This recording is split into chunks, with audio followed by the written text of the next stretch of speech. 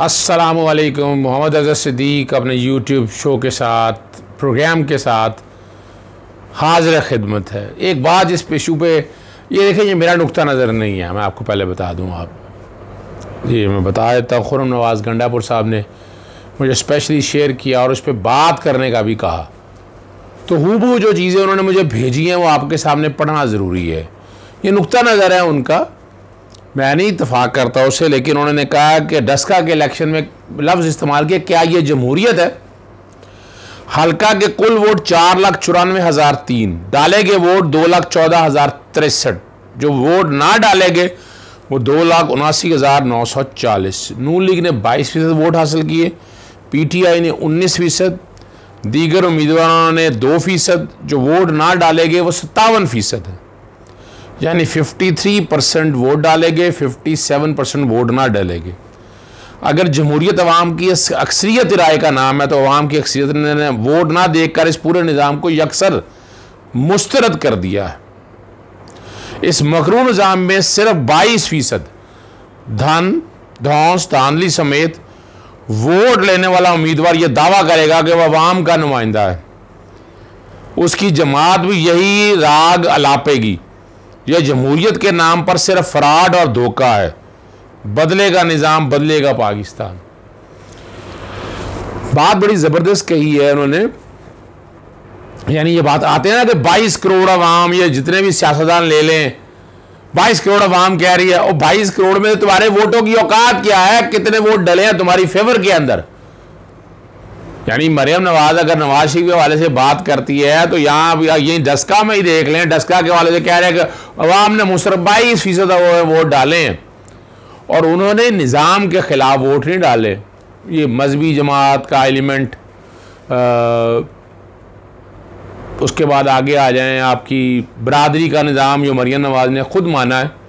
अगर हम उन सब चीज़ों को इकट्ठा कर लेना, तो ये चीज़ समझ में आती है कि ये यानी वन वे और दी अदर कहीं ना कहीं हमें पैरामीटर तो फिक्स करना है ना, हमें इस बात का कि अक्सरियत की बात मानी है तो अक्सरियत वोट डालने आए ना, वोट डालने नहीं आ रहा तो उसको इस निज़ाम पर यकीन नहीं है।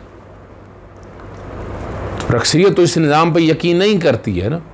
टोटल अगर वोट परसेंटेज अगर हम उठाकर भी देखें तो हमें ये बात बड़ी चीज़ वाज़ेह तौर पर क्लियर हो जाएगी, हमें कोई दिक्कत नहीं लगेगी क्लियर होने में। तो ये मैं इस पर बड़ी लंबी डिबेट बात करनी है। ये मैंने आज टॉपिक खोला है ज़रा आपसे, इस पर आप लोगों की राय आएंगी, इनपुट आएंगी, फिर इस पर डिटेल में बात होगी कि ये निज़ाम क्या है, कि ये अगर इसको बेहतरी करनी तो कैसे कर सकते हैं। इस पे बात हो चुकी है, पीपल्स पार्टी के कॉन्टेक्स्ट में बात हो चुकी है कि माफ़ी मांगने का कह दिया है। उसमें दूसरी बात जो मैंने कहनी थी, शायद खान अब्बासी ने कहा वो जवाब प्रेस कॉन्फ्रेंस से देंगे। माफ़ी ना मांगने का कह दिया उन्होंने, किस बात की माफ़ी मांगे?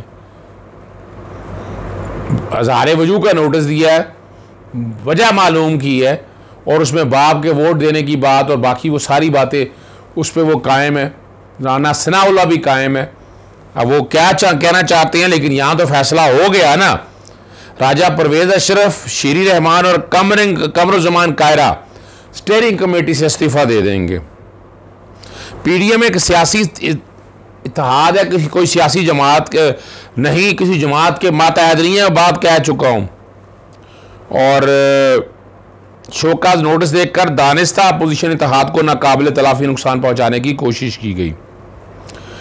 PDM को फाल रखना है तो पीपल्स पार्टी और ANP से माफ़ी मांगी जाए। पॉइंट ऑफ व्यू सारा क्लियर आ गया। कहीं आंख में चोली तो नहीं है?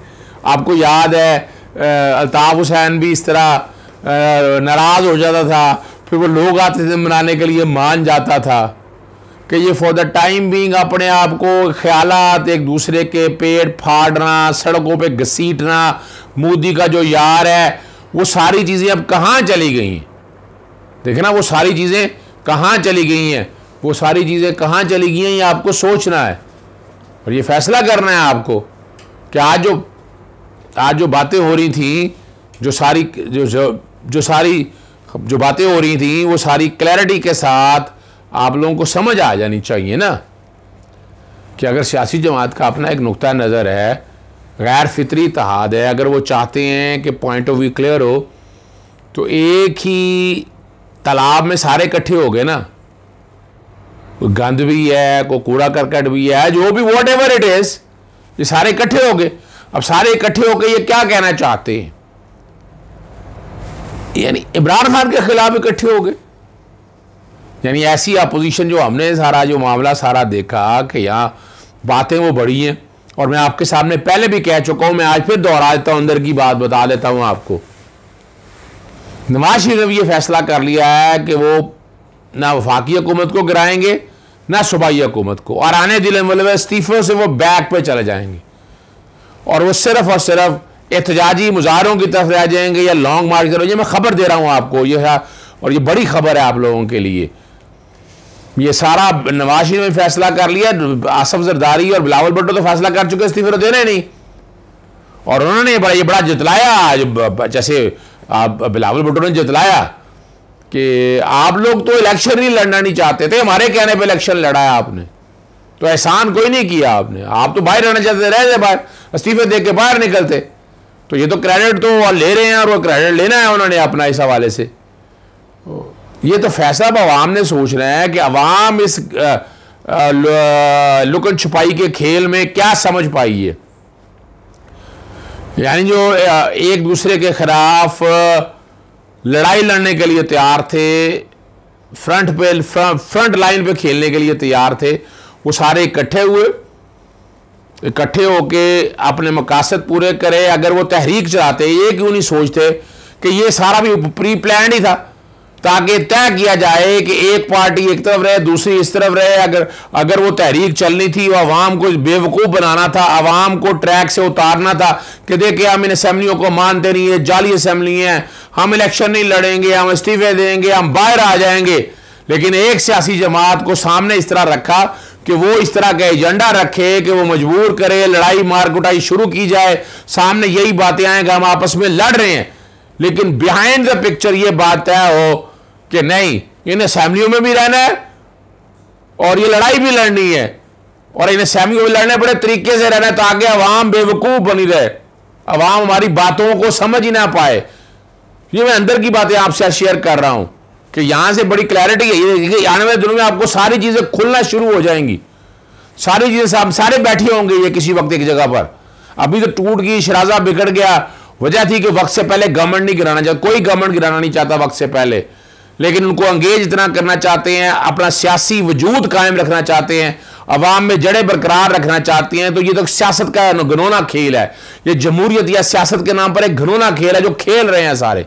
लेकिन अंदर यही तय है कि गिराना नहीं है। देखिए आज अगर गिरा रहे हैं आप, पहले ही इन्होंने 5-5 साल की जो बारियां लगाई थी, उसमें जो 3-3 साल बाद गवर्नमेंट 58(2)B का इस्तेमाल होना शुरू हुआ, तो आपस में बैठ के तय हुआ नहीं 58(2)B काट दो, खत्म कर दो, और 58(2)B खत्म कर दिया। हालांकि 52(2)B जो बाद में आई थी वो तो बड़ी फाइन वर्डिक्ट थी, सुप्रीम कोर्ट ने देखना था, सारे मामला का फैसला उन्होंने करना था। लेकिन ये बैठकर जो दूसरी बात, पहली बात मैंने आपके सामने बड़े वाज़ेह तौर पर रख दी, तो मैंने क्लियर कर दी।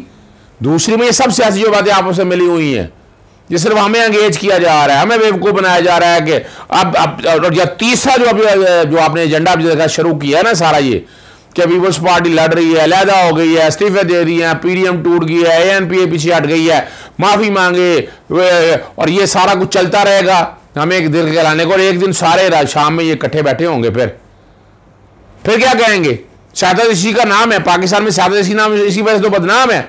इन लोगों ने यही फैसला किया है, ये आप और हमें एंगेज करने के लिए सारा मामला किया। और आने वाले दिनों में आप देखेंगे, नोट रख लीजिएगा, मेरा वीलॉग संभाल के रखिएगा, ये बात आपको बता दूं मैं आपको। ये कुछ नहीं है, कोई नहीं चाहता इनमें से कि वक्त से पहले गवर्नमेंट गिरे। कल फिर इन्होंने गवर्नमेंट बना रही है तो इनका भी इस तरह के गवर्नमेंट गिराने के लिए पहले आ जाएंगे। ये तो एंगेज रखना है, अवाम को सड़कों पे लाई रखना है ताकि सियासी जमातें टूट ना जाएं, लोग बज़दिल ना हो जाएं, और इन मामले को इसी तरह लेके चलना है। स्टेटस को के आदमी हैं ये सारे, याद रखिएगा, कोई स्टेटस को नहीं तोड़ना चाहता। इनमें से बारियां लगाई हुई हैं, तय कर लिया हुआ है। अब एक मौका ऐसा आया कि उन बारियों में टूट के इमरान खान आ गया, तो आपस में तो वो बैठे हुए ना, अगली बारी किसकी लेनी है। अब अगली बारी में बैठकर वो टॉस हो रहा है या तय हो रहा है कि पाकिस्तान, देखे ना कि पाकिस्तान पीपल्स पार्टी के बाद PMLN आई थी, तो अब बारी थी पाकिस्तान पीपल्स पार्टी की, वो आगे पाकिस्तान तहरीक इंसाफ, तो तहरीक इंसाफ के बाद आगे जो है वो PML और पीपल्स पार्टी की आपस में एक लड़ाई चल रही है कि अगली जो गवर्नमेंट होगी वो पीपल्स पार्टी बनाएगी या PMLN बनाएगी। इलेक्शन कमीशन आपके सामने उनकी मर्जी का आ गया, 5 साल इलेक्शन कमीशन ने पूरा करना, अगले इलेक्शन इसी इलेक्शन कमीशन ने कराने।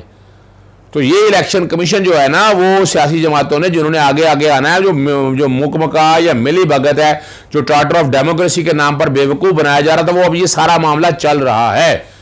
बातें तो अभी खुलने को और है, करने को बहुत सी हैं, लेकिन आप लोग कहते हैं वील अब शो ज़्यादा लंबा हो जाता है, प्रोग्राम ज़्यादा लंबा हो जाता है, इजाज़त दीजिएगा, इस पर फिर किसी वक्त बड़ी लंबी और ज़ेर हाथ बड़ी गुफ्तगू करेंगे डिटेल में। अस्सलाम वालेकुम, खुदा हाफ़िज़, पाकिस्तान जिंदाबाद।